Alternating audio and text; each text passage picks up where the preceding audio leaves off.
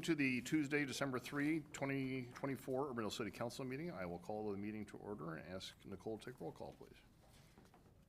Bodie. Here. Carberry Montgomery. Here. Kroll. Here.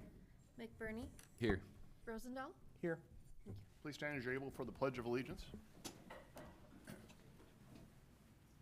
pledge Allegiance to the flag of the United States of America and to the republic for which it stands, one nation, under God, indivisible, with liberty and justice for all.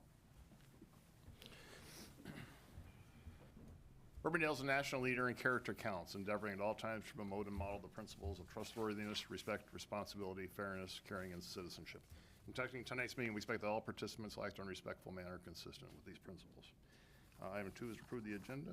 So moved. Motion by Kroll. Second by McBurney. Discussion, please vote. We're almost ready here. Oh, I'm sorry. It's your fault. I thought we were ready to go. We should have been. Okay. Everybody else ought to be able to vote. No, it's the wrong meeting. That's it, audit. I hit the wrong meeting. Oh, I can take a voice vote for this Oh, one thank for you. you, if that would work. It's there. There, got it. Oh, perfect. Apologies. That's fine.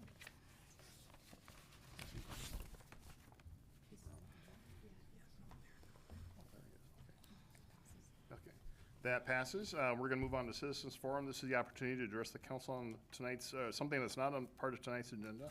I'm going to recognize our supervisor, Robert Brownell, first. Robert?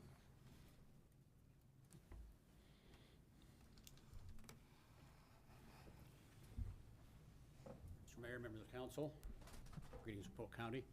Robert Brownell, representing this area for the last 12 years. My last meeting with you guys, so I'll get back to that in a minute. But wanted to cover a couple of things with you. Mental health is an area that the county is very actively involved in, as many of you know.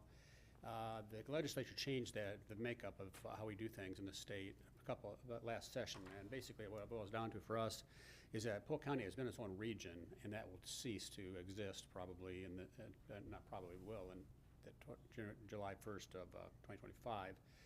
We'll become part of a bigger region of several counties, which could be a good thing. So far, the redesign has worked out pretty well, I think, for us. The state's paying for everything now, and it's reduced property taxes somewhat within the different jurisdictions.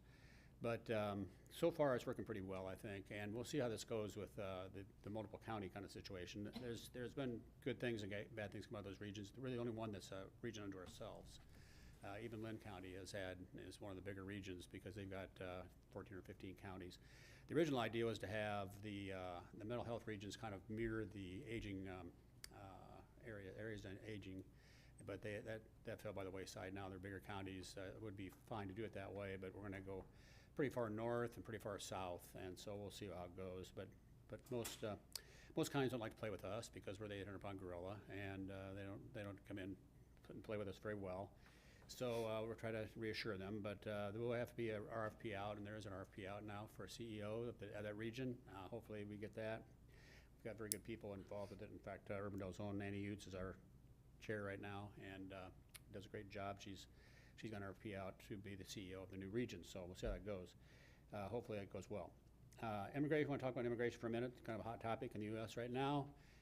Interestingly enough, the Des Moines metro area is about 642,000 people.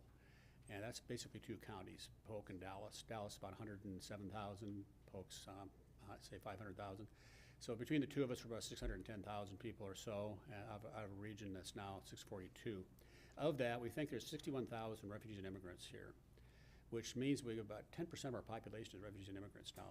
Think about that. That's kind of amazing.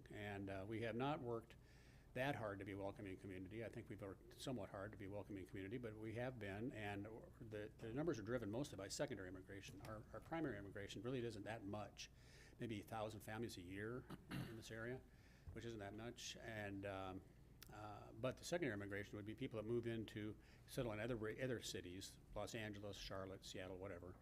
They hear about Des Moines from their friends, Des Moines Metro from their friends, and they take pictures of their house that they got after 4 or 5 years of working hard, and they want to come here, so they come here. And in fact, our number one inflow of refugees and immigrants right now is Central Africa. It's a very interesting kind of stat there, but the number one, and Larry and I have had this discussion before, but the number one Asian Pacific population, Chinese, I believe, and then followed by the Filipinos, right? So it's really interesting makeup we've got here, but almost 10% of our population in this metro is refugees and immigrants. I think that speaks well for us, and we are opening what we call Global Neighbors. We've talked about this before. I've called it the Welcome Center. We've renamed it to Global Neighbors.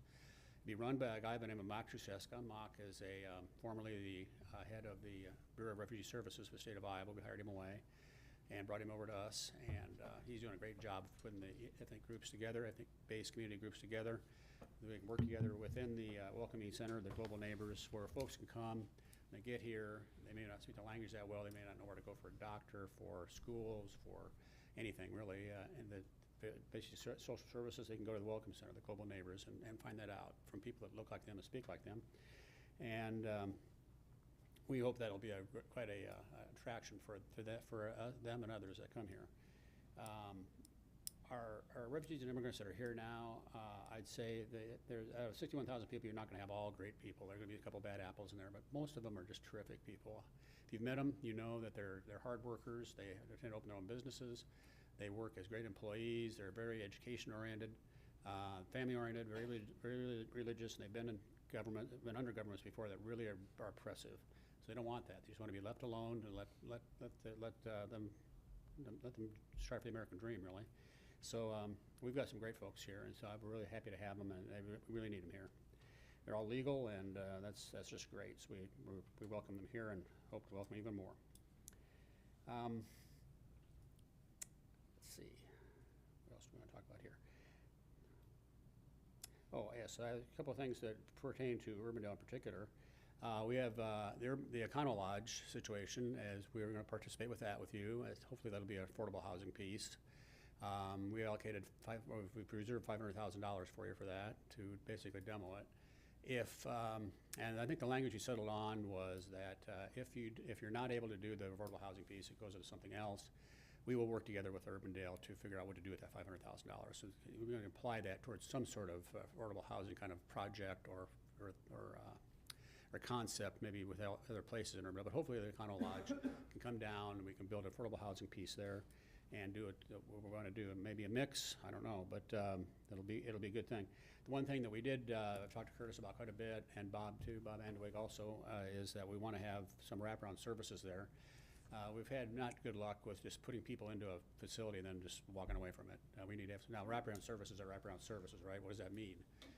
We've got wraparound services of the YMCA piece downtown, which has like 4 full-time people there 24/7. That's not what we're talking about. We're talking about having some services for employment and other services where we can direct people to do the right things and find services that'll help them out. And that also maybe keep things in order in the places where we put them. So that tends to work pretty well. It doesn't have to be full-time, but it can be something that works well for the overall situation.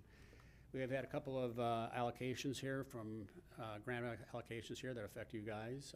We've allocated $100,000 to DART here, I think today, and also DMARC has got $100,000 from us, and $100,000 for the Urbandale Food Pantry for their capital campaign, which is great. I think they're halfway done, right, Bob?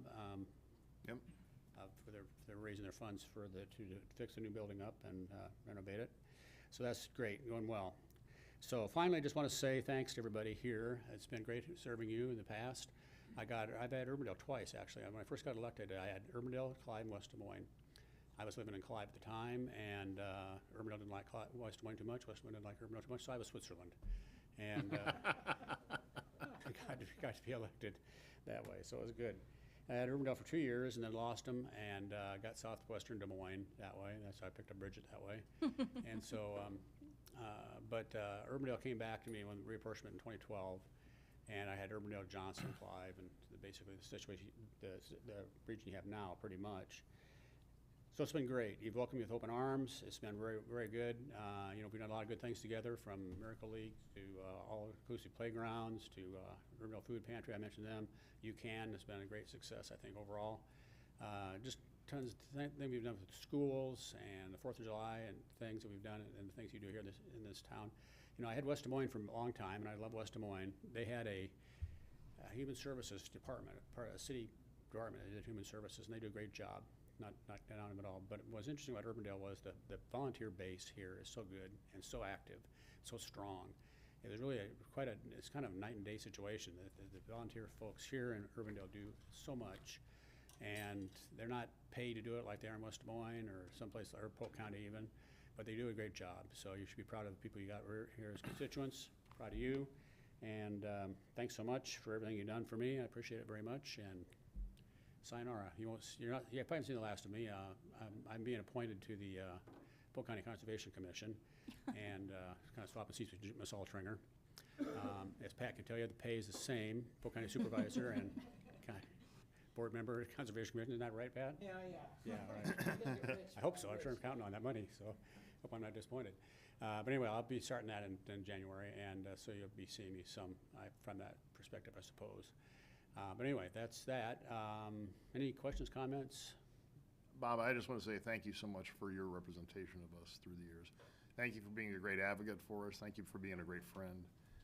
You've really fulfilled this role so well as far as representing not just Urbandale, but your entire area through these years. And you've been a great advocate for your constituents. You've been a great advocate, as you said, for the refugees and immigrants. You've been a great advocate on mental health. Your record is just, there's so much we could talk about. We could talk about for an hour. So thank you so much for everything you've done. You will be missed. And I know you're not going away, but you're just going to be in a different role. But in this current role, you certainly will be missed. So thank you from the bottom of our hearts for everything you've done. Thanks, Bob.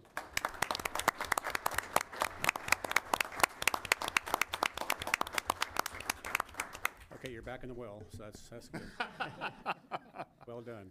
I wonder, our friends in Johnson got a nice picture of me with the city council. Would you like, guys, could do that? Yeah, we need to do that. Can I want to say something first, and I know I'm gonna get emotional, but I just want to thank you.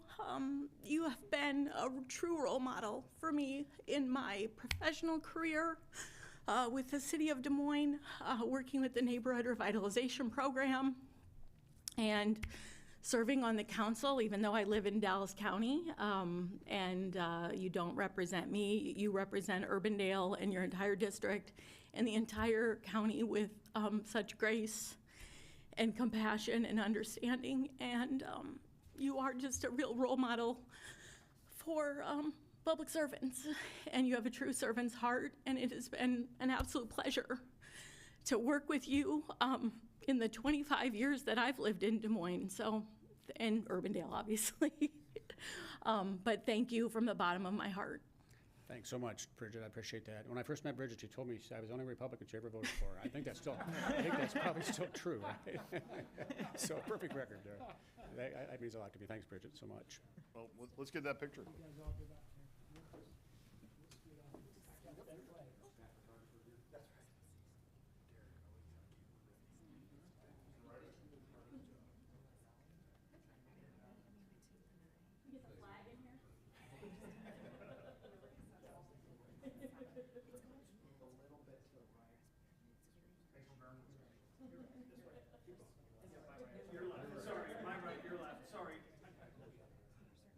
Okay, on three. 1, 2, 3.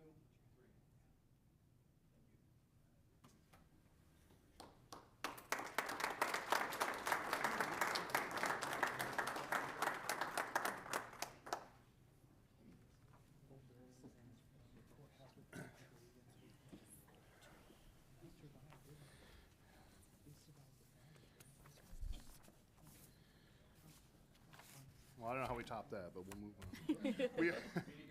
Yeah. Thank you again, Bob. Thank you. All right, we are still in citizens forum. I do know there are a few other people that want to speak, and I'm going to recognize Isabella Hurlis-Banks next after this. Well, you gave your name, so I'm going to have you come up next. I don't know how you follow that, though. That Well, was wonderful. you're going to have to do it, Isabella, so. My name is Isabella Hurlis-Banks. I live at 4520 75th Street in Avondale, and I have lived there for somewhat in excess of 40 years. And I am here tonight to speak not only for myself, but for my neighbors, the Crolls, who live down the street, 3 houses down the street from me. And I'm here to talk about a situation, seems a bit trivial tonight, but it's about a situation with neighbors on 76th Street. They live at 4517 76th Street. I believe their name is Reese, R-E-E-S-E. And they have a very large, very skinny, very tall dog. Now, dogs bark. We all know that. I mean, that's just the way it is, right? You know? These people, and I think this only happens when they are away, when they go out of town, they leave the dog behind. He's not left out in the cold. He does have a dog door to get into a porch, but this dog barks nonstop for hours. I'm not saying he barks and takes a rest and barks. I'm talking, he literally barks for 12 to 14 hours at a time. He did it on Thanksgiving Day again, all day, most of the night. He did it again on Friday.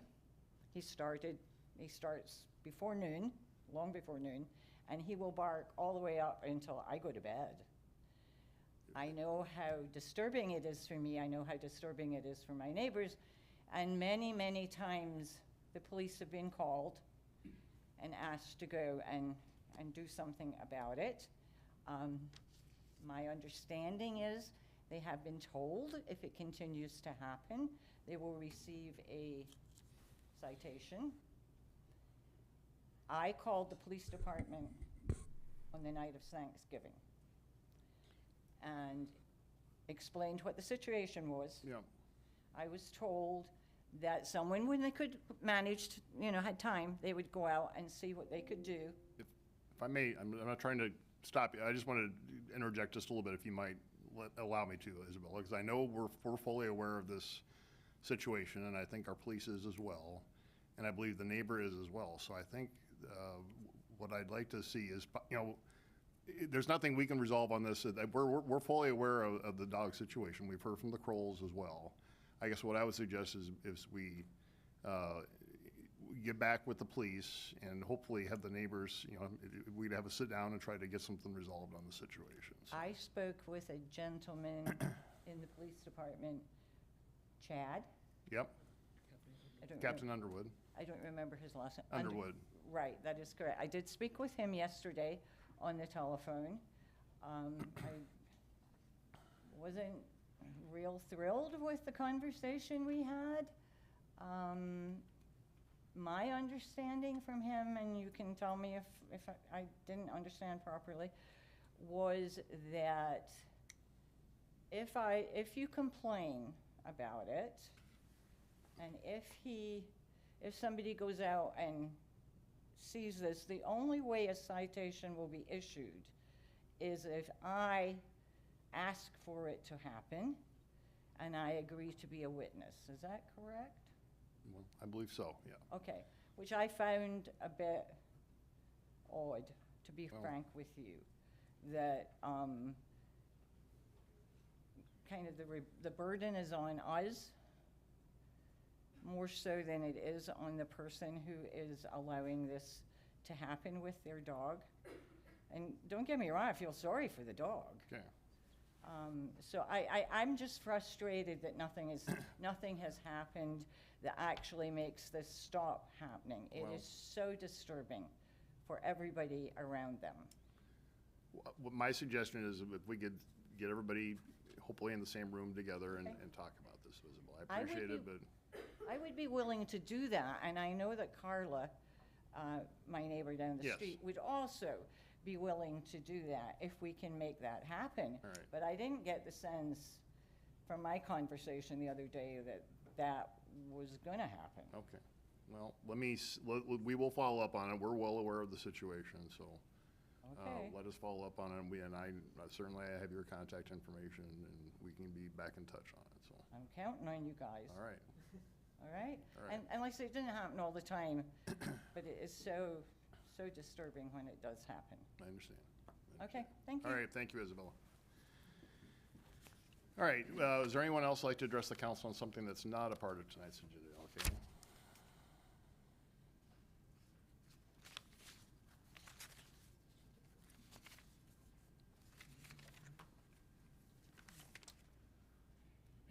Good evening. I'm Channing Dutton. I live at 3815 Greenview Drive, just a few steps away from City Hall. First, I want to congratulate Councilmember McBurney on leaving us shortly. Unfortunately, you may be leaving a position of power for a position of less power, but we wish you the best and we appreciate your help.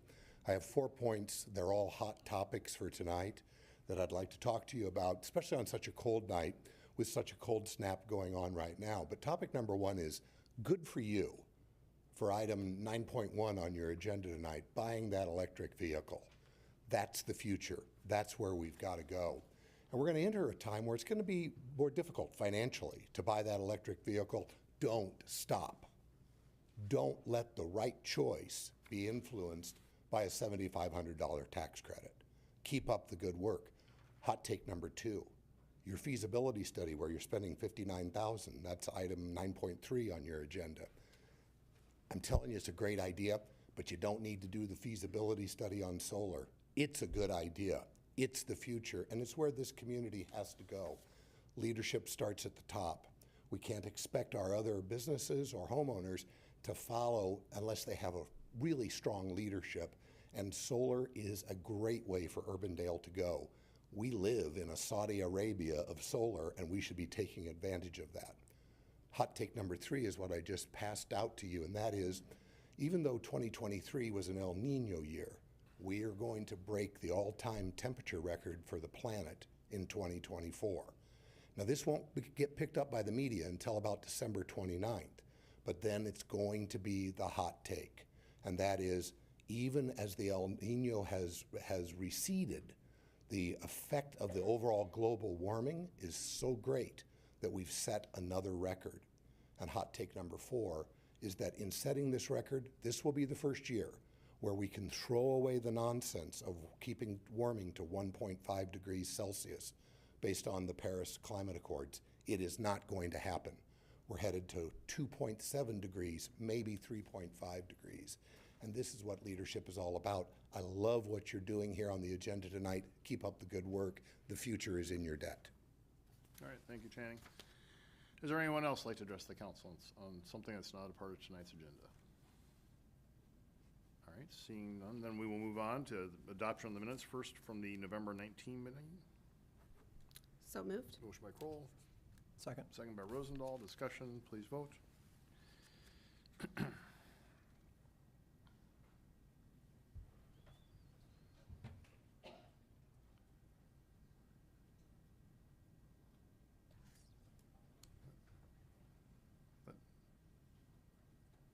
That passes? All right. And then item 4.2, the minutes from the November 21 meeting. So moved. Motion by Kroll. Second. Second by McBurney. Discussion, please vote.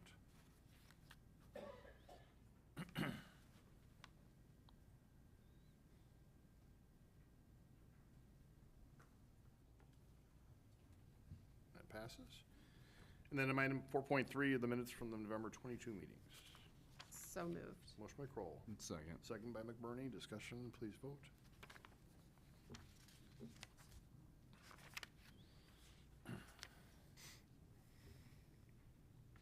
Passes. That passes. Item 5 is the consent agenda. There are 12 items for approval. So moved. Motion by Kroll. Second. Second by McBurney. Discussion, please vote.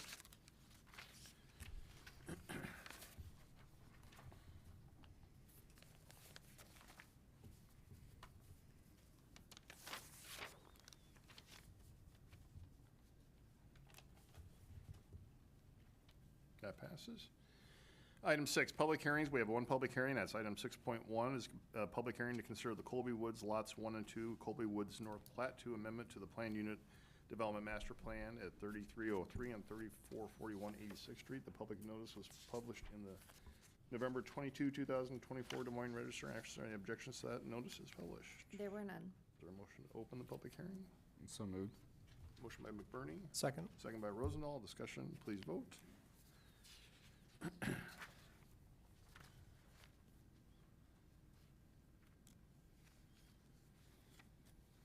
That passes. And introduces our Community Development Director, Steve Franklin. Steve? Thank you, Mayor. Good evening, all. So this item is a request to amend the Colby Woods PUD, which is a large PUD south of Douglas and east of 86th Street. Specifically, this request pertains to lots 1 and 2 in Colby Woods North Plat 2. And so those lots are the two you see outlined here on the screen. Here's Colby Parkway. This is 86th Street. This is the former McDonald's here on the corner. And then this large building, almost 82,000 square feet, is the former K's Merchandise. And of course, since 2016, that's been owned by Hy-Vee with different operations that they have inside of the building. McDonald's went out, closed this location, as you're all aware. Been sitting there vacant for a while, and now we're very fortunate. Tacos and Tortas is going to open up a third location here, and I went through some of the background in the staff report, but suffice it to say, the bottom line here is that when this was developed in 1990 through a series of different things, they're a little bit short on their parking, about 20 parking spaces shy. The good news in this situation is that Hy-Vee owns the building, large building here, and based on what their uses are and the parking requirements for that, and this is the new parking requirements that were recently approved, they have in excess of 100 extra parking spaces. So this is a perfect opportunity, as we have been doing several times here lately, in amending PUDs to allow share parking situations. This is a perfect scenario for that. And so the amendment would allow the parking to be shared. There is an agreement in place between the two entities that would allow Tacos and Tortas to use up to 65 spaces at any given time if they would need it. And again, they have in excess of over 100 extra spaces, so that would not present any kind of a problem. You know, staff's perspective on this is, look, as long as in total in this situation you take the two lots and there's enough total parking spaces for the two uses, we're good. So, and in this particular situation, we certainly are. So, Planning and Zoning Commission does recommend approval of the amendment, and I would be happy to answer any questions. All right, thank you, Steve. Questions from the council for Steve? I just have a comment that I think we need even more of this. This is fantastic. Thank you. All right, we're in public hearing on this item. Would anyone in the audience like to address the council on this item? All right, seeing none, is there a motion to close the public hearing? So moved. Motion by McBurney, Second. second by Rosendahl. Discussion, please vote. Their Facebook page indicated that they hope to open sometime in December All right, of this year. that passes. Motion to approve Council Letter 7995. Okay, motion by McBurney, Second? second by Bodie. Discussion, please vote.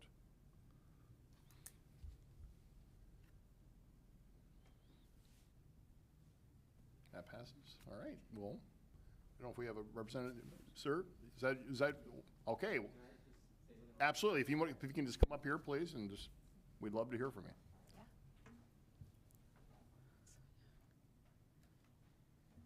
Say my name, Sure. where I live. Yes, yes, please. So I'm Eduardo Placencia. I live on 663 and 61st Street in West Des Moines, and I'm here with my dad. And we're the people who are going to open up the new location here where it was McDonald's before. And I just want to kind of say thank you for allowing us to do this, and thanks to Hy-Vee for also agreeing to work together and get this figured out so that we can try to open as soon as possible.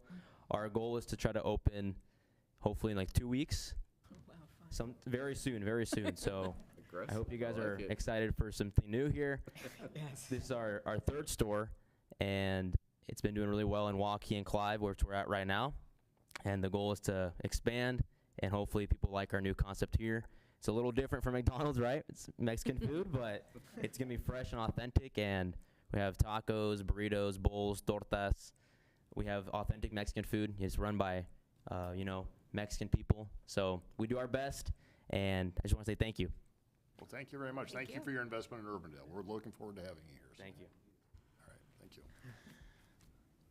All right, I lost track. Did we did the substantive motion as well, didn't we? Yeah, everything we we did. Okay, we are good. To be- All right, moving on then to item 7, that's to establish public hearings, that's 1. Item 7.1 is to establish the public hearing for the development agreement with Spray Tech Fertilizers LLC. Motion to approve Council Letter 7996. Motion by Kroll, Second? second by Bodie, discussion, please vote.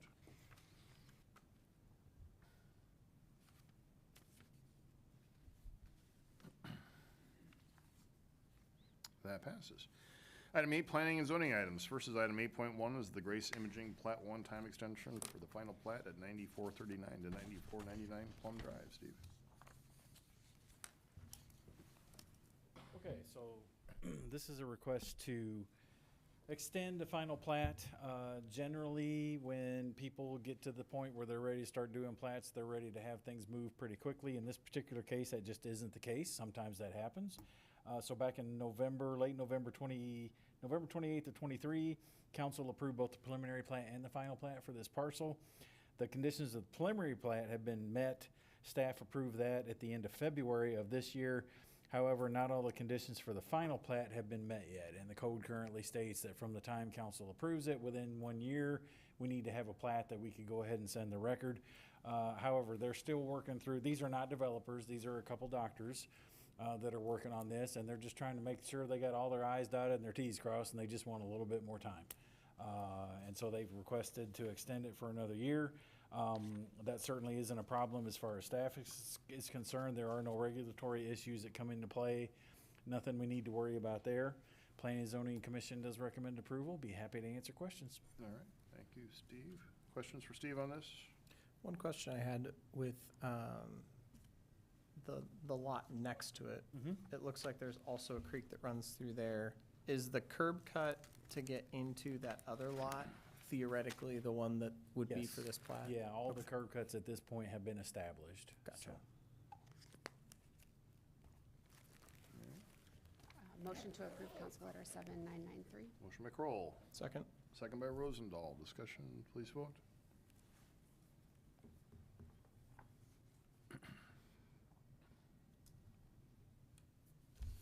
That passes.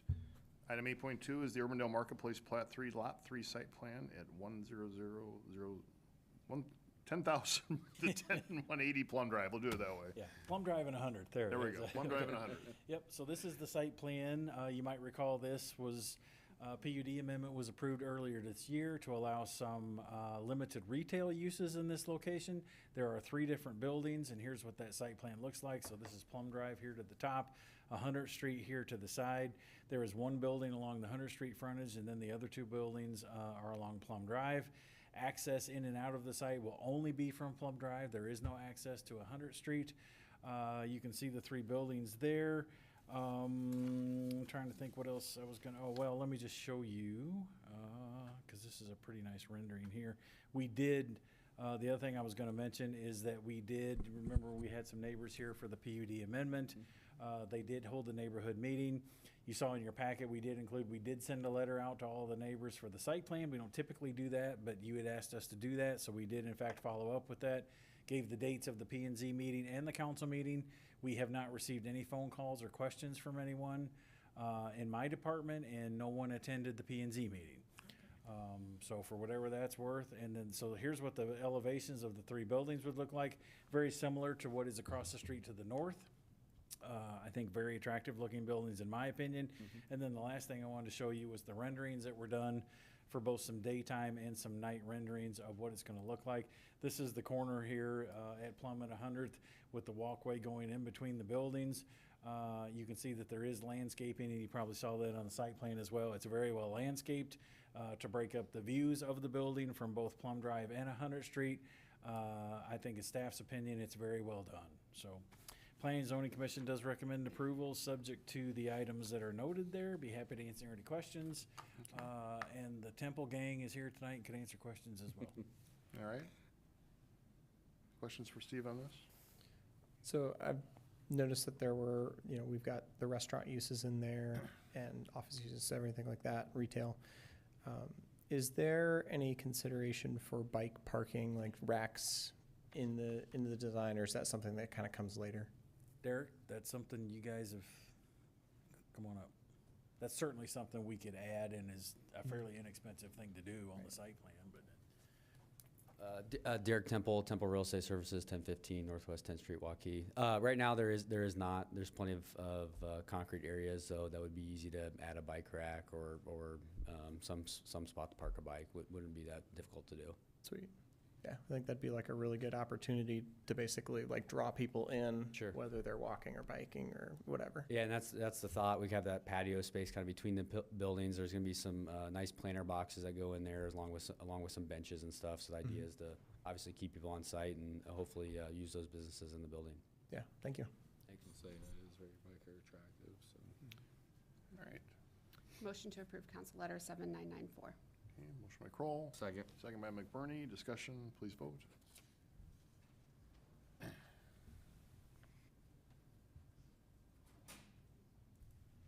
That passes.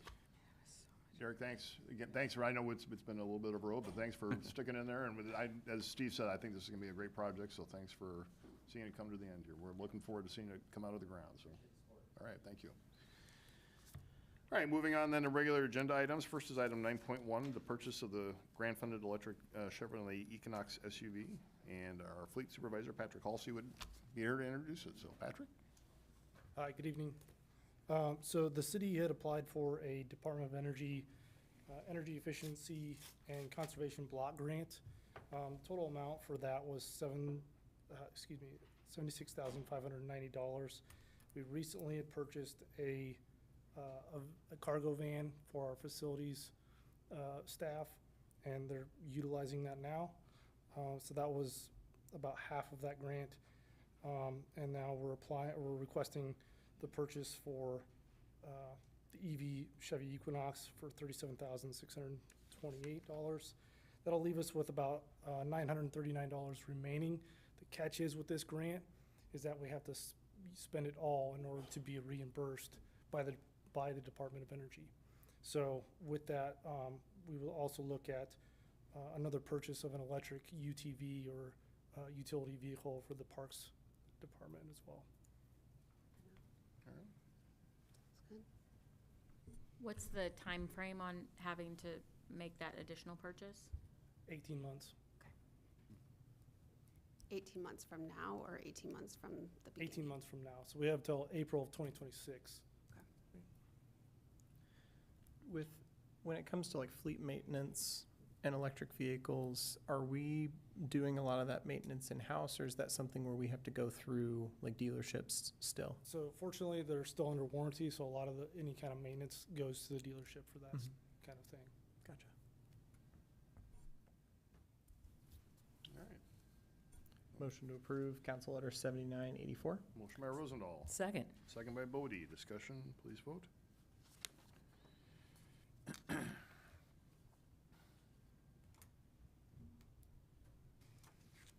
That passes. Item 9.2 is consider the 26 Art Park exhibition selections and the artwork purchase. And to introduce this is our Parks and Rec Director, Jan Herkey. Jan? Mr. Mayor, members of the council, it's always exciting to come up this time of year. And we have reviewed or received applications for our art park that's located just to the south of City Hall here. We had a record number this year of 42 applications, so it was wonderful to see the interest and continued interest for the art park. So what is proposed tonight are 3 that we would do the annual lease, so a $2,000 stipend for 3 of the pieces of art, and then the one that you see here, the committee is, if you may recall, in the last number of years, this is also the meeting of saying, you know what, do we want to purchase any of those that are out for our permanent inventory? And the current 4 of them, they said, you know what, we're not really ready to recommend that, but as they looked at this piece, they said, you know what, by the end of '25, I think we're going to be recommending to purchase this. Again, where you have the $2,000 stipend, and then at the end of the year, you would have the purchase price. So they are recommending purchasing it now, and it being part of the exhibition, and essentially that would save the city the extra $2,000 at the end of so we don't have the stipend and the purchase price. So recommended tonight, and again, where the value, or what they said the value is $10,000, we have an agreement with the artist that if they sell the piece during the exhibition, the city would get a 25% commission for that. We have never had that happen since 2013 when we opened the Art Park exhibition, but when we do purchase it, the city gets that 25% discount. So therefore, the purchase price for this piece, called Jord, or Yord, I think, from Tim Adams. Tim has been an artist that we have had several times here in the community. And Structure 6441, and again, where, I'm not gonna read the artwork description, but that's part of your packet, and it will be on the website as well. I think that usually helps answer the depiction of what this is. Green, this is a new artist. Zach Schnock is a new artist for our exhibition, and his piece called Green. And the final one, Polychrome figure by Skip Willits. He has been, artwork has been on display, and we've purchased a few pieces as well. So those are the 4 sculptures for the 2025-26 Art Park exhibition, and I'd love to answer any questions you might have. I'm incredibly excited about these, and the one that you've already chosen to purchase, I think, is a fantastic addition to our permanent collection. The only piece of information that I'd like to know is where the artists are from. Are they Iowa artists or international, or? Tim Adams is from Iowa. John Camrath is from Minnesota. Zach is, I'm pretty sure, from Iowa. I'll have to look as well. And Skip is from Iowa as well. So 3 out of the 4. They're Midwest, 1 from Minnesota. Actually, the one from Minnesota is from the community I worked in before I came to Urbandale 26 years ago. I didn't know that he was even gonna send an application in, so it's kind of cool connection. It's really exciting. They're beautiful pieces. Do you have an idea of where you'd like to place the new piece, or is that still under consideration? Still under consideration. We'll have a year to decide on that, but we have a few parks that we're looking at that might be a good fit for that. Are there any pieces that are, so we're not purchasing any of the ones, so there's no new pieces going out into parks this spring? Not for this year. Okay. We do have the mural. That is the mural project that we're partnering with the Legion on, so that will be a neat new artwork in our community. Oh, yes. The 4 mushrooms along the creek access will be going in next spring. So we'll have a fantastic. big- Have not forgotten about the mushroom. All right.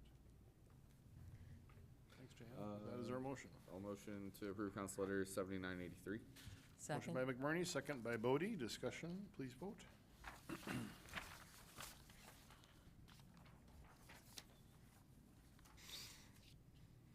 That passes. Item 9.3 is consider the engineering services agreement for the solar feasibility study. And Scott, are you gonna presentation to make, or? Yeah, I was just wondering if you could tell us a little bit more about what kind of popped in the qualifications for QSTN as to why they were selected. Yeah, when we looked through the submittals, right, to evaluate which ones we felt was the strongest one for us, we had 4 criteria that we had a team evaluate on kind of independently, and then brought all their scores together to come up with a total. We looked at just their overall response to the proposal. Did it look like they put some thought into it, or did it look like they just downloaded some stuff to make some things happen? We looked at their understanding of our specific needs that we had, so that was one of the things we graded on. We looked at the qualifications and experiences of their team members, who they were bringing to the table to help us. And then we did look at costs as well too. Each of the categories was between 20 and 30%, right? They weren't all graded exactly equal, but they were all about 25%. And so cost was in there, but it wasn't the final deciding factor. We wanted something that would produce a good quality for us, so that's why we kind of make sure cost is not the only one on a situation like this. And then understanding that, this is for us to determine the best locations and then how to do it, right? To look at where can the panels go? Where can they be most effective at? Which buildings should we prioritize and look at first? So this helps us get there, knowing that as we move forward, we will come back to council with what they are looking at with the proposals, and then have the discussion with council. Is this a great investment for us?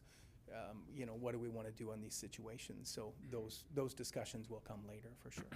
At the time we budgeted for this, we had talked about the possibility of also looking at the feasibility of a canopy out here in the parking lot. Is that going to be And that included in this? that actually was listed in the proposal, that we would look at fields or anything as a canopy as an option. So that was in we made a note of that in the proposal, so they all had to address that a little bit. That's great. In our CIP meeting last night, we had a presentation on the police, the proposed new police station, and there was a specific mention of, solar, We're trying to make it as green building as possible. and then a specific amount projected for solar panels on the roof, I'm assuming. And so, is this going to look at we went back and put them on the parks maintenance facility. Is this also going to look at other buildings that we have? So this is specifically to look at 6 different locations, and this wouldn't be for the new police station. That's kind of their own entity, right there. It's tough to evaluate. So it's City Hall, it's the rec hub, it's the satellite building, it's Fire 42, and then what am I missing? The library? Oh, the library, yeah, thank you, that's it. So it's to look at those locations on what makes sense, but any new construction is something that we would include in that contract, in that design. Thanks. Motion to approve Council Letter 7987. Motion by Kroll. Second. Second by Bodie. Discussion, please vote.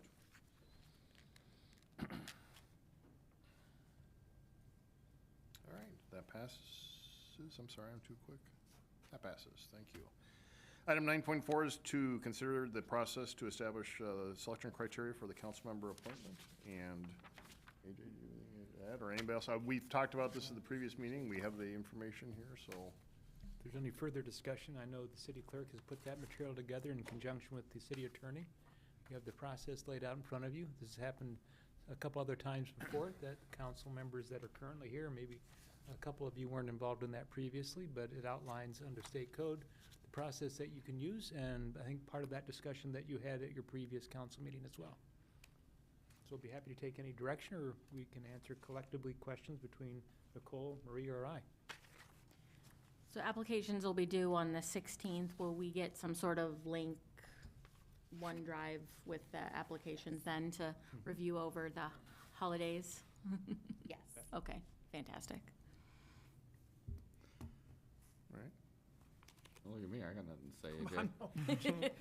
Just kind of scanning the crowd. Motion to approve Council Letter 7964. Second by Kroll. Second. Second by Rosendahl. Discussion, please vote.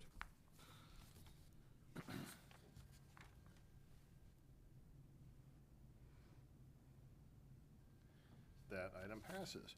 I would add, Nicole, if we can get notified when those applications are live, so we can push them out as well, that would be helpful. Yes, we do have everything prepared and ready to go live tomorrow. Okay. So it's all set to go. I almost forgot, I'm glad you brought that up. Level of marketing that you would like. Would you like it just out on the website? Would you like some light? We decided we could say low, medium, or high visibility or push marketing effort. Derek and I met on this morning, so if you'd like it posted on some socials, or if you would like the whole gamut, including mailings types of things. We would recommend maybe the medium level. Medium. Yeah, I don't think we need to do mailings. We don't have No, I time. was thinking more it would be on the Facebook page, and we could share it off of our pages. LinkedIn maybe Yeah. too. Yeah. And through the email blast too, and everything else. So. Perfect. Thank you. Thanks, Nicole. All right, item 10 is to consider the external funding request. I think some people in the audience have been waiting through this. Thank you for being patiently waiting with us tonight. So we will have presentations from the applicants for external funding request. Again, just I know a lot of you have sat through this before, but just to summarize where we are, the council will consider these. What we're going to do, we will not take any action tonight, obviously, but what we'll do is have each of the organizations make a presentation. I know you've also had some written submissions that you've had. I will call the ones in order that I have on the list here. If you could just come up and briefly identify yourself and make any further comments that you'd like to make to the council. I will have a subcommittee then review this sometime between now and when we get through the budgeting process. And then the final decision will be made during the budgeting process for the city council for the next fiscal year. So thank you, everybody, for being here tonight. Thank you for being patient with us.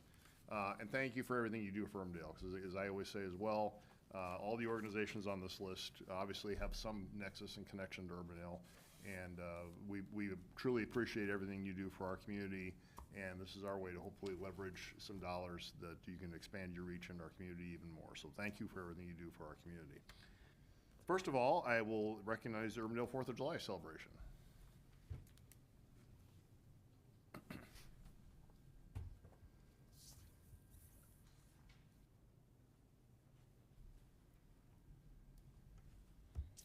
Good evening. My name is Tim Mueller. I am the president of the Urbandale 4th of July Committee.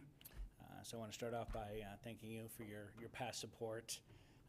You know, as you all know, the Urbandale 4th of July celebration is the largest celebration we have in the metro during July 2nd, 3rd, and 4th.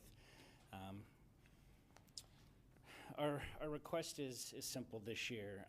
We're requesting $10,000 specifically for firework purposes.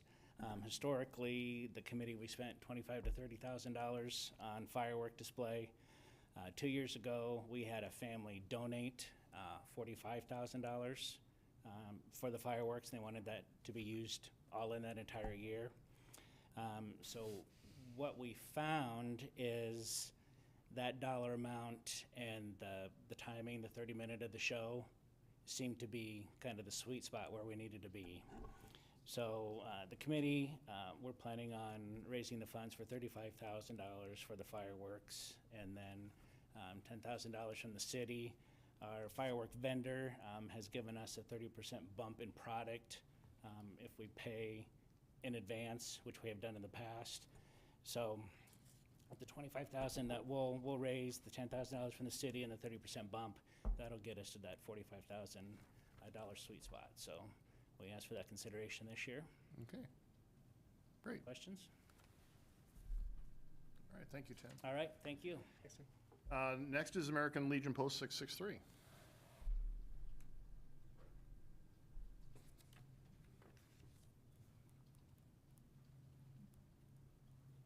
Good evening, Mayor, City Council. You? Remember you're on. All right, I'm, I'm sorry. I'm Michael Knight, the current commander of Post 663 in Urbandale. And this year, we will again have two programs which enhance the community and provide opportunity for participation in the youth programs. The first one is the American Legion Hawkeye Boy State. Boy State attendees will experience the working of our state government in June 2025.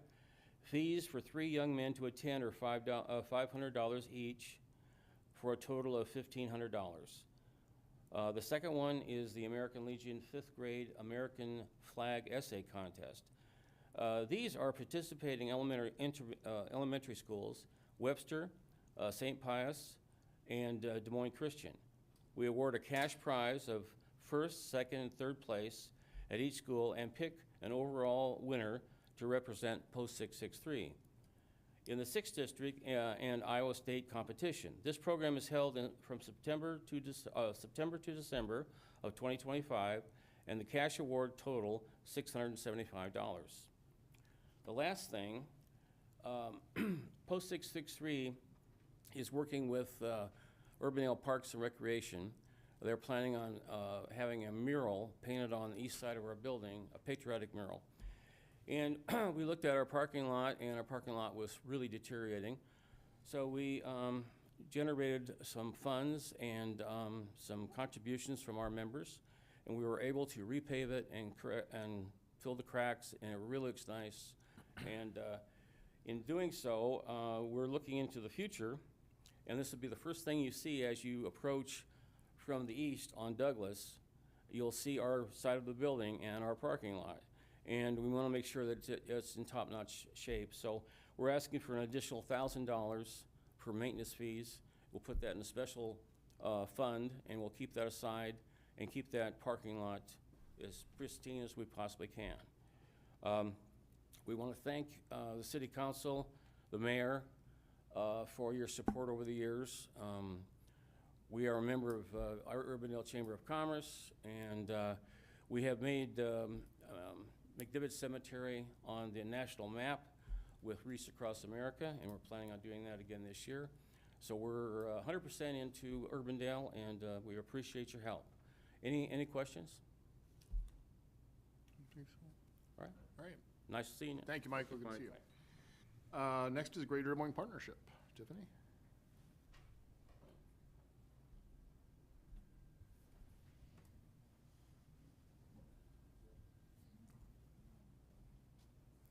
Good evening, Mayor and council members, as well as staff.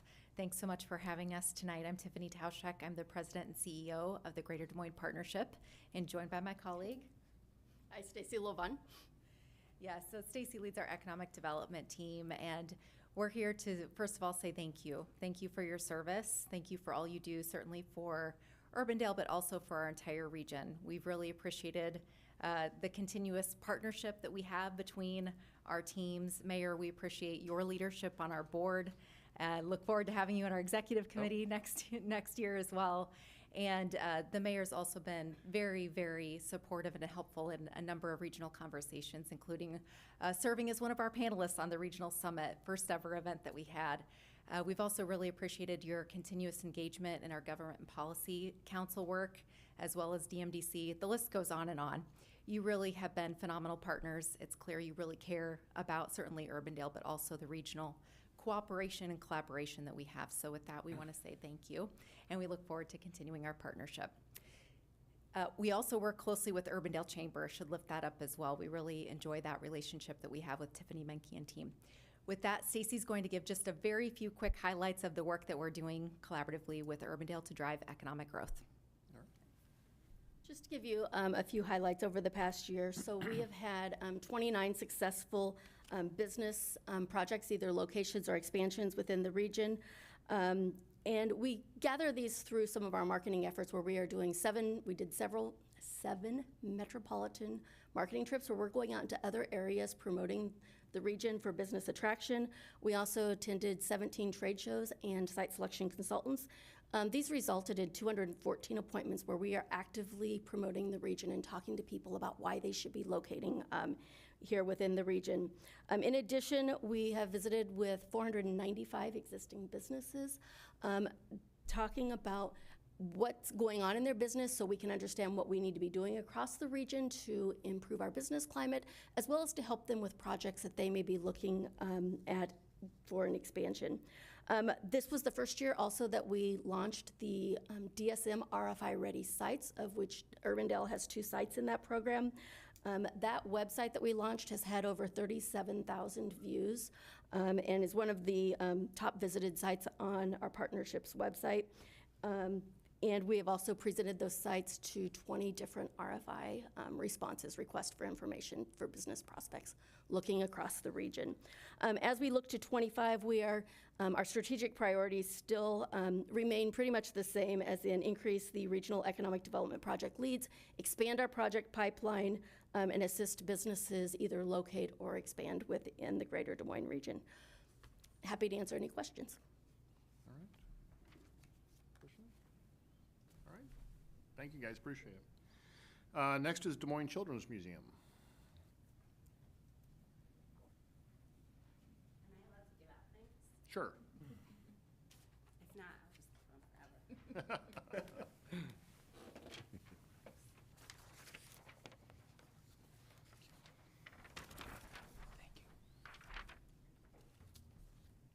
Thank you.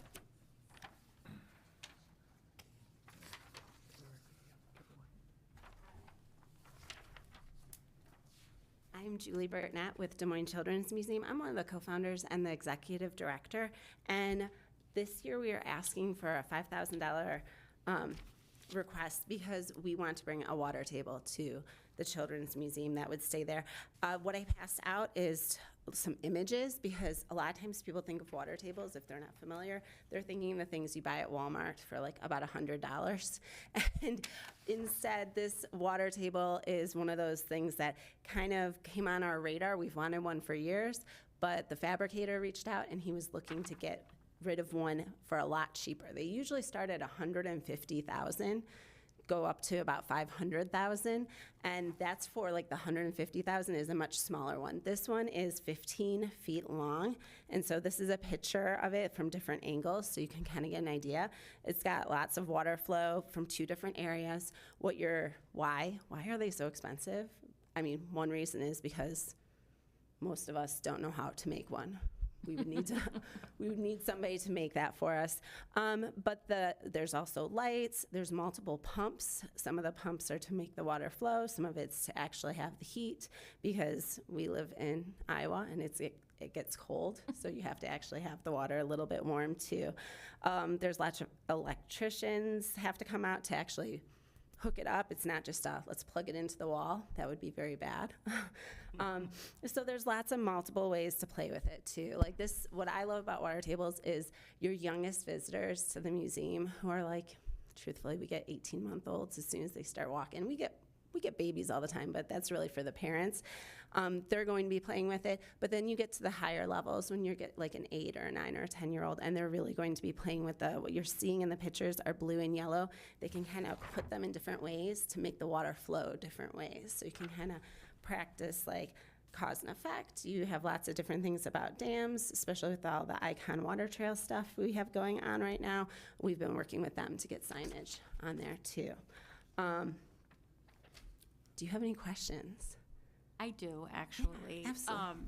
So my kids have kind of aged out of these activities. My youngest is 14 and I have an 18-year-old, and they went to an event at the Science Center for Women in STEM at the beginning of November, and they were incredibly disappointed to figure out that the water table at the Science Center is no longer there. We did not know that when we reached out. We actually started getting Facebook messages from people asking if we had bought it, and we were like, no, we don't know anything about that. They did not call us an offer. They, from kids that have aged out, I think that is an important note that it was one of the things that they most missed when going back as, teenagers to the Science Center to play, really.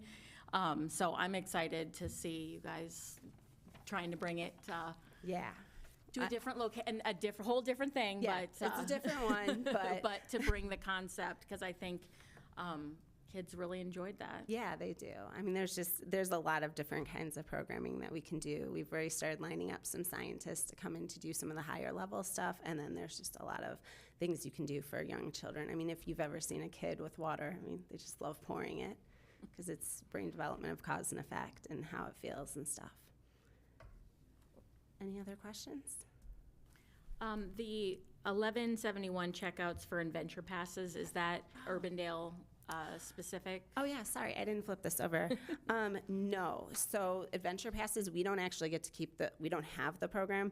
I can see how many people have checked out how many families total. I get that data from, so no, I don't have. You don't know which percentage of Urbandale folks use those? I know I did for another I think I could find that out. I could find that out, and it's now not I'm that feeling big bad. Of a deal, but this I was just the think first it's year I such a actually great had it. program.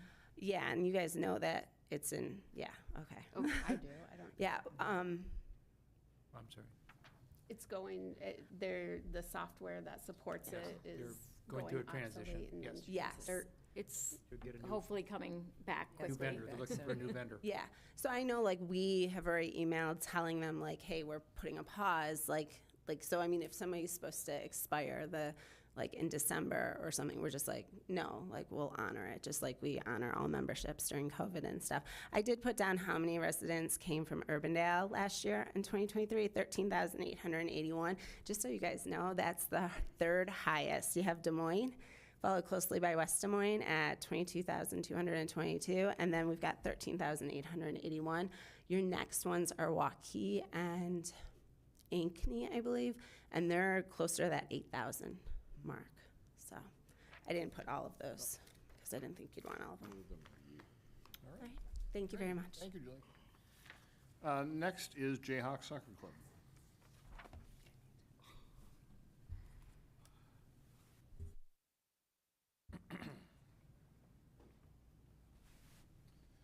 Hello, my name is Brian Jones with Jayhawk Soccer Club. We have two different kinds of requests that we're looking for, and we appreciate all the support the council and the city has provided us in the past. And our club is growing, and we have a need for a new pair of goals, and they're 2,500 piece. And then also we need to replace another set that the wind storms from this past year weren't so kind to. So one of them's a replacement, and the other one's a new for growth. And then also storage shed is something we're looking to do up on Upper Walker so that we can store supplies. So we're really excited about the next spring and season coming up, and I look forward to the future. All right. Thank you for your support. All right, thank you, Tim. Urbandale Lions Club.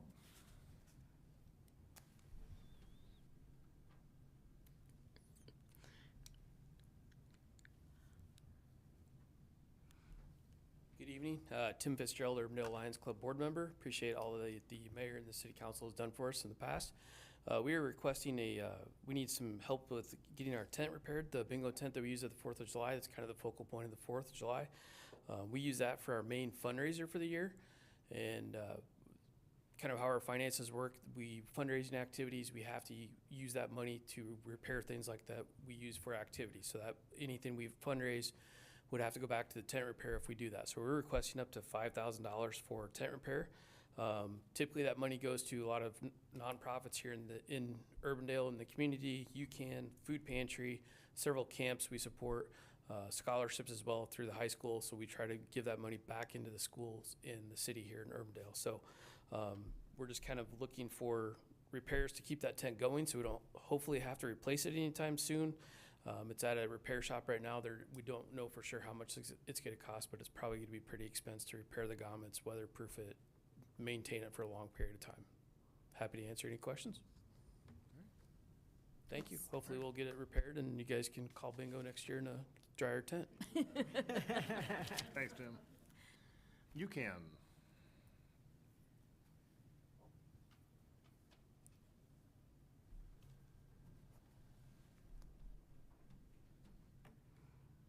Good evening, everyone. Thank you for allowing us to present to you. My name is Betty Devine, and I'm representing UCAN Board of Directors.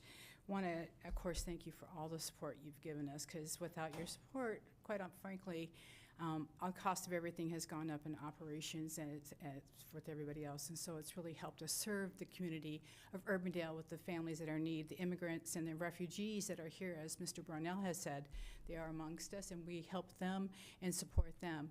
This last year, we went through strategic planning, and we had decided to give up the mobile food pantry, which helped us also support other programs that we do and we're continuing to do, such as meals for the seniors that we deliver 3 days a week to their homes so they can sustain in their home. That's about 160 meals a month. So we're now having more funds to add to that. For Metro West, we provide food for them, and we do some additional funds. We still do some rescue, but not that much. Also, our Dream Birthday Club, we had some things going on there. So a lot of our little operations has been affected by that, but we are strong and willing to go forth with it. We're in the middle of our campaign, and of course it's Give Tuesday, as everybody knows. So we are up to our request to $100,000. Our lease this last month went up 60%, so we're paying $30,000 a year. Our wish and hope is that we can find a different place to land that will be reasonable. So we would like most of our budget and money that we're getting from our neighbors and our community and our supporters and other organizations and governmental agencies as Polk County, that we can use the money to help with the people that we're here to help in need. We want to be a resource. We feel that we can be the resource for people. We're not gonna be able to do everything for everybody. There are organizations that do it well, but we feel we can be the connector with the community people, connecting them to where they need to go. Translations is the number one thing we're working on for ourselves and getting on contracts with them, and do an after-school program. Excuse me. We need to upgrade our technology because we haven't done anything with our technology and phones. It's pretty sad, quite honestly.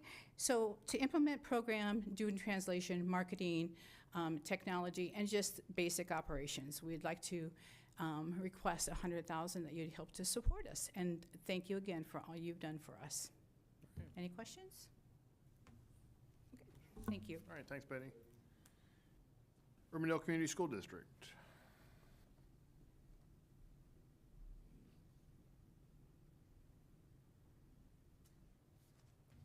Hello, my name is Nancy Schultz. I have the privilege of teaching 5th and 6th grade band students in the Urbandale Community School District. Just finishing year 36, and it's been a trip. It's been a lot of fun, and I've been here in years past and really appreciate the support you've been able to give us in purchasing instruments. On behalf of the music teachers at the Urbandale Middle School, I've requested $5,158 from the city for the purchase of a student model Barry saxophone. Our school's general budget supports many needs of our band program. However, maintaining an instrument inventory and adhering to a proper replacement schedule is challenging, especially with costs going up all the time. We aim to have 2 students at each grade level learning to play Barry saxophone, as well as additional students for our jazz bands, and to provide quality instruments for those students. We appreciate your consideration in helping to provide a new student model Barry saxophone for the UMS bands. Thank you. All right, thank you. All I know is Barry saxophones have gone way up since I bought a saxophone when I was a kid. So. Wow. Urbandale Food Pantry. Derek? That's weird. I'm wearing a different hat tonight, so. You better take your badge off. I'm from, I'm Derek from the Urbandale Food Pantry and also on your staff. We're requesting funds for expanded operations. These funds will help cover increased maintenance for a new facility that you may be aware we are in the process of finishing. And what we're really, really excited about is we want to implement a community garden and expand a community garden. Since we have our own space now, we want to build that and bring that in for the community. So that's what we're requesting. Are you sure you're going to be able to dig the dirt over there? We're going to water it first this time. We learned our lesson. We need to Thank you amend for the pioneering soil. that path for us. Yeah, Exactly. It's a great picture, though. It's in my Christmas card. Any questions? Okay. Thank you. All right, thanks, Derek. UGRA.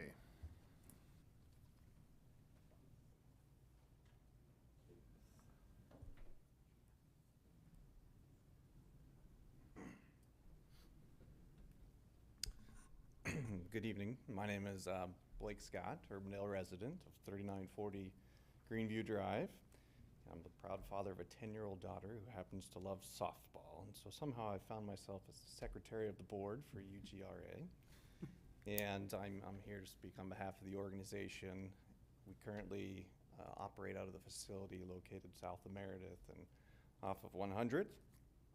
And who are we? We're a full volunteer organization that serves hundreds of girls with a mission to provide a healthy and safe environment for sports. And here's the key differentiator.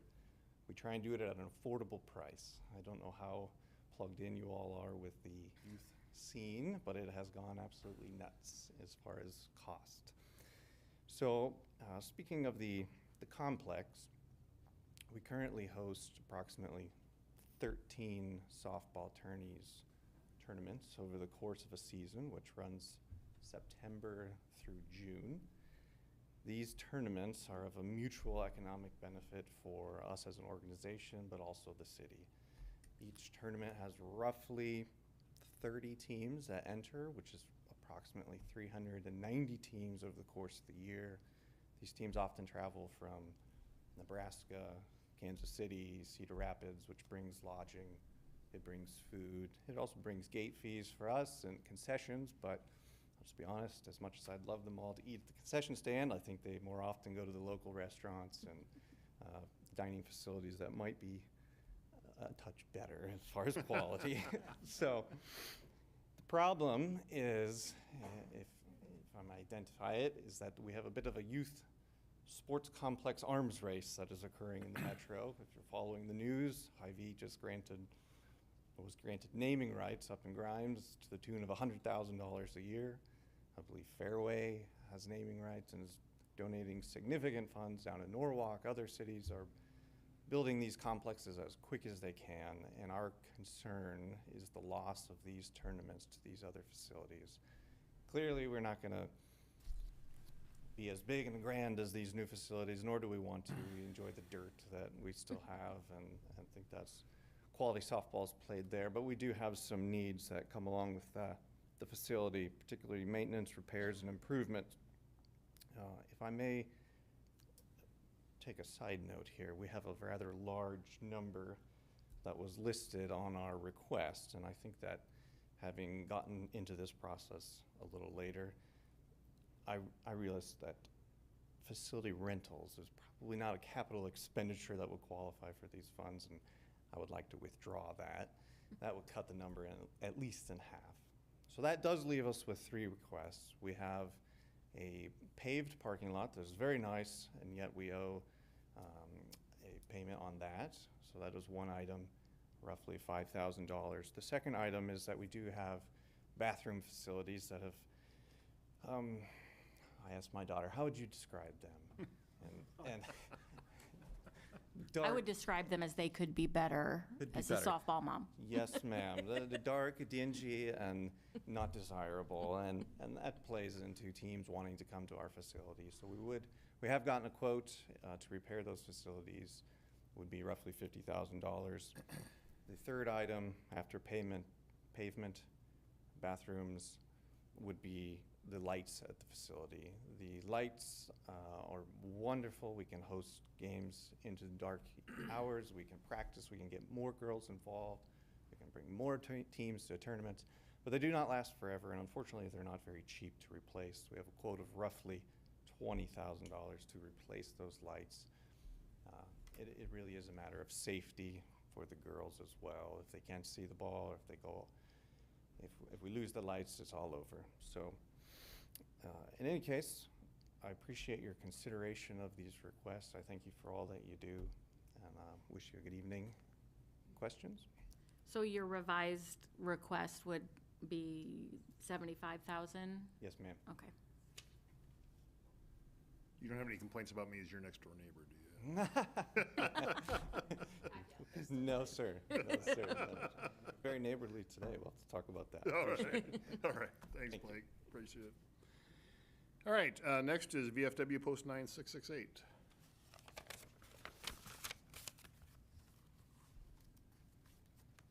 Good evening. My name is Mark Newhall. I'm the quartermaster for Post 9668. Start off by thanking the council for your support last year of our scholarship programs. We handed out multiple scholarships, and in our programs, the Patriot Pen, Voice of Democracy, our winners go on to compete at district and then on to state, and if good enough, at the national level. And this year we had 2 of our scholarship winners that went on to compete at district. So we truly appreciate your support.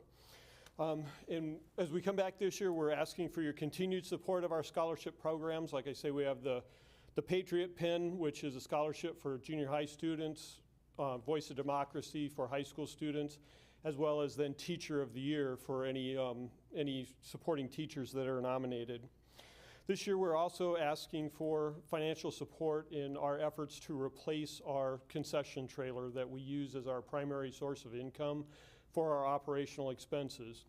We are currently using a converted 1967 camper that the Post purchased in 1994 and converted into a concession trailer that we have been using for the last 30 years. We have, as anything that is 57 years old, it continually costs more and more to maintain that. So we're looking to replace it with a used concession trailer, something that is designed to support our operations. And with that used trailer, obviously comes the expense of having to repaint, repurpose in order to meet our specific needs. And then along with our concession operations, while we're here at the Urbandale 4th of July celebration, we have the benefit of electricity in which to tap into. When we go to other places, such as the Adele Sweet Corn Festival, we do not have that type of infrastructure, and we're required to provide our own generator. 2 years ago, the generator that we rented did not meet our needs.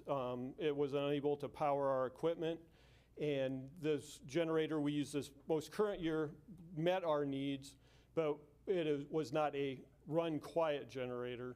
And where they place us, we are the only food vendor amongst a bunch of vendors that do not require electricity. Needless to say, we are not popular amongst our fellow vendors. So we're looking for your support to help address that need as well. Pending any questions, I appreciate your support. All right, thank you. All right, thank you. Next is Waukee Area Christian Services.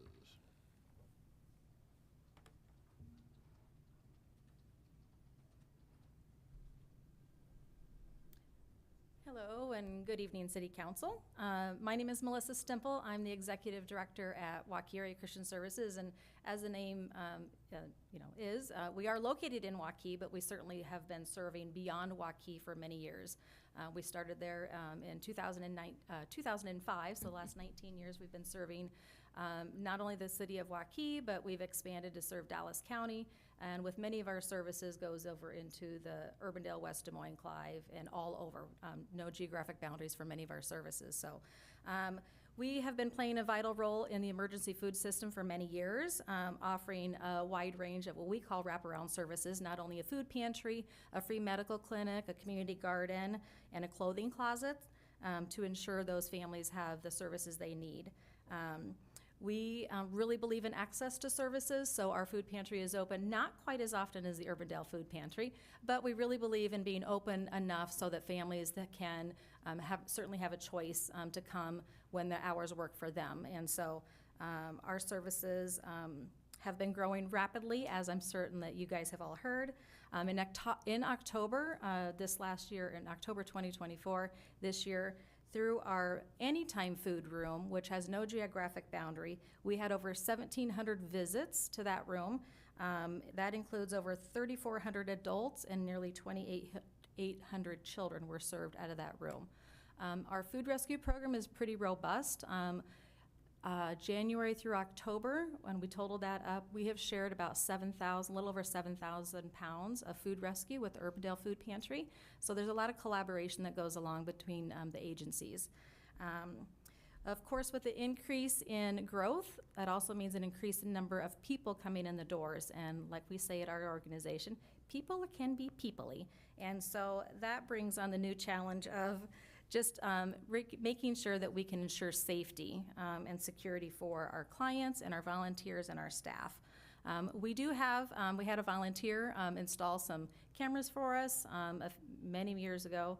A few of them have gone out, they're put in by volunteers, and so it's time for us to really upgrade the system. So we're requesting that funding for that and also safety equipment. And so thank you for 2 years, 2022. You guys provided some grant funding for food rescue equipment. They still use it today. They love it. So every day those carts are in and out of the building. So the security system would allow us not only to ensure safety for everybody. We've got about 180 volunteers that serve throughout the month. Many of them are active older adults, so they would really feel safe with having a system there where everybody can feel safe coming in the doors. It would just give that added layer of protection for them, knowing that it's there. Also, protecting our valuable resources, and so maybe security cameras would help deter from some people in the Anytime room, taking more than the posted limits. So we think that could be a helpful deterrent for them. And then allowing equal access for everybody to have. So if someone's taking more, it certainly leaves less for everybody else. It would also help us with emergency response too. whether it's a medical emergency, just people being peoply and altercations, any other crisis. It would allow us to effectively get there quickly and respond to those emergencies. So your support of the security system would certainly help us serve our community a little better and providing a safe environment for everybody. So thank you for your consideration this year and supporting us, and happy to answer any questions. Okay, any questions? All right. Thank you Melissa. very much. That brings me to the end of my list. Is there anyone in the audience that expected to make a presentation that I haven't called? All right. So again, thank you everybody for being here tonight. Thank you for your information and thank you for your contributions to Urbandale. As I said before, certainly we'd like to do all this we can. We're going to have some very hard decisions to make, so we will be reviewing this, and just trust us that we will make the best decisions that we possibly can to leverage the amounts that are available to us as much as possible. So thank you again for being here tonight. We'll move on then to mayor and council items. Bridget? Let's see where to start. First, I just wanted to apologize for my emotional expression. I mean, you all expect it, but I tried really hard not to cry, but I knew I would. As always, the first Tuesday is both a council day and a dark day, so it's extra fun meetings. We are, I think we circulated the press release that went out last week, recommitting Des Moines and the suburbs to moving forward with Reimagine DART, and it is still going to be lots and lots and lots of work as we're facing the same challenges at DART as we are here in all of the member communities with the budget crunches that we're going to be facing. But we're moving forward. There's going to be meetings with the consultant. We've hired a really amazing consultant to, I think, Amanda talked a little bit about them when she was here last month, so those are actually going to start in January. We are also participating in our collective bargaining with our transit union this month. That is also going to be challenging. And in January, I will be included on the proposed slate of officers for the executive committee as vice chair, with Connie Bozen, mayor of Des Moines, as chair, and then representatives from Windsor Heights, Ankeny, and Altoona rounding out the executive committee, should that be supported by the remainder of the committee. We had a great CIP meeting last night. We finished in about 3 hours. Lots of good discussions. I think last year we really kind of got bogged down in the fire apparatus. And we did not have that this year due to, it was really refreshing to be able to, again, talk about our partnerships with Clive and how we are really doing everyone a great service by our partnership with them. So lots of discussion related amongst the committee related to the Aurora safety improvements. So I think we will be seeing some change in the wording of the CIP page itself to reflect the intention of the project being part of the Complete Streets and to improve the safety of the corridor. So there's some discussion on the internet today about that as well, so you can check that out if you want. I think that's all I have. I'm sure I'm forgetting something huge, but I am? No. Wait, we'll catch it. Oh, okay, thanks. Pat? Oh, it was really nice to see Supervisor Brunel here. And I'm glad he's going to be Polk County Conservation Board Member Brownell in the future. That'll be a wonderful thing. And I understand those tears. He was a great man. Yep. It was wonderful to get to have him here tonight. Want to thank staff for outstanding work on that capital improvements program, as always. And just to clarify, what we were trying to do in that meeting was make it clear that the Complete Streets is about safety and bike lanes, not just bike lanes.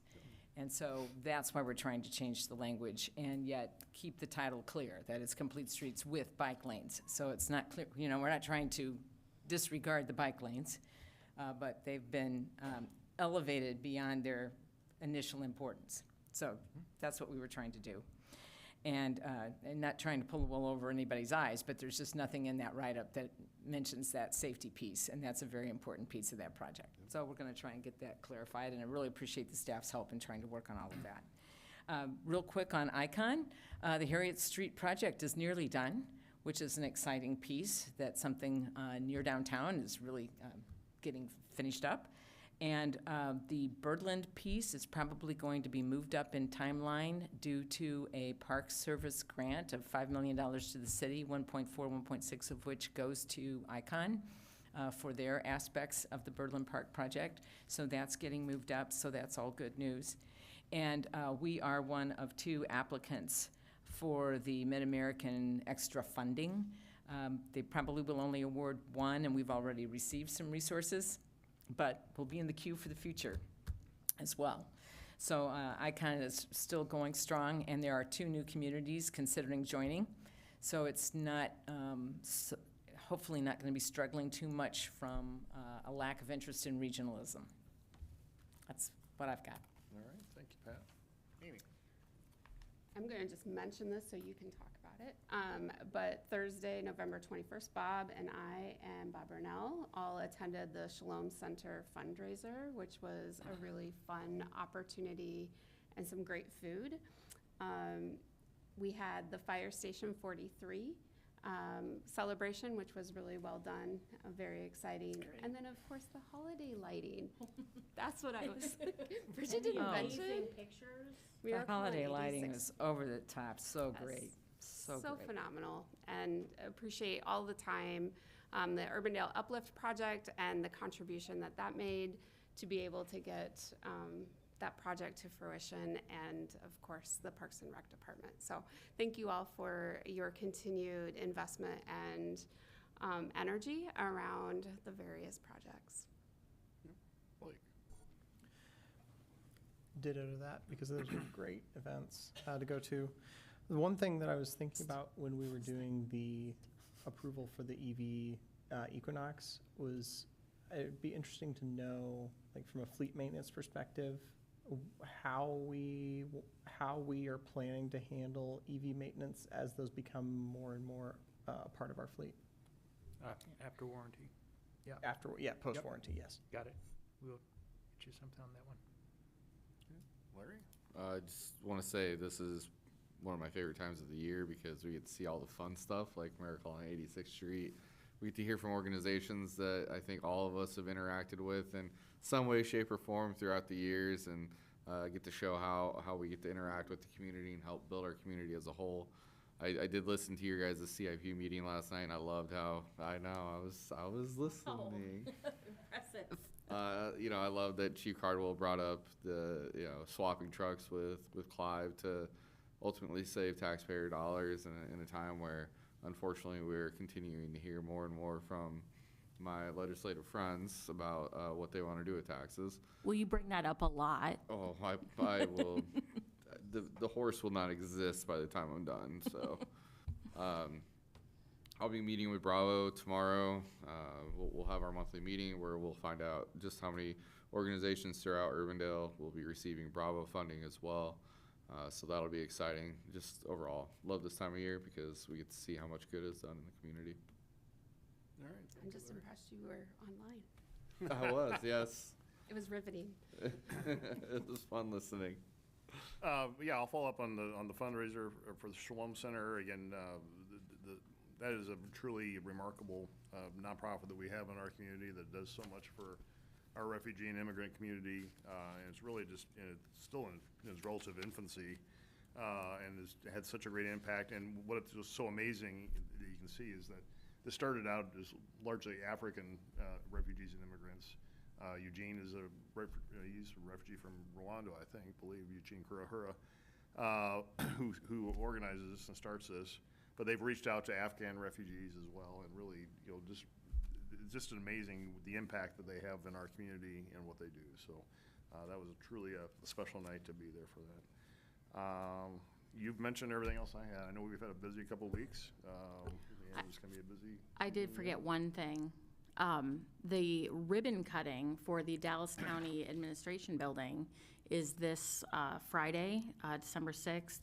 They're going to be running open houses and guided tour from 1 to 7:30. I got an email on it, but I don't know if that's because I sign up to get their emails or not. But the ribbon cutting will be at 4:30. And then the tree lighting ceremony for the courthouse is at 5. Okay. Can you send that to me? Yes, Oh, maybe send it to all of us. I will. All right. Yeah, I think I just want to jump in, though, on that Miracle on 86th Street thing and also the fire thing. Both of those events were so fantastic for kids, just fantastic for kids. I didn't get to bring my grandkids to the fire piece, did get to bring them to 86th Street. And they're still, Jack is still talking about it. And that is really such a great thing to be able to have something in our own community that's just such a focus for people in the middle of the winter. Anyway. And I think there was fantastic media coverage for both events. I had people from Greenfield texting me that they saw me from the Miracle on 86th Street. So I know we got a lot of good coverage on both of those. Yeah, we were before they covered what happened at the Capitol. We got earlier building it. Yeah. There you go. Yep. Yep. Thank you, everybody, for the contributions to that. So. Yeah, don't. I know it's budget time, so.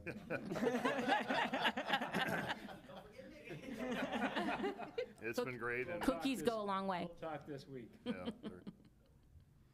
I believe that is everything I had. So we are at the end of our agenda. So we stand adjourned. Thank you, everybody.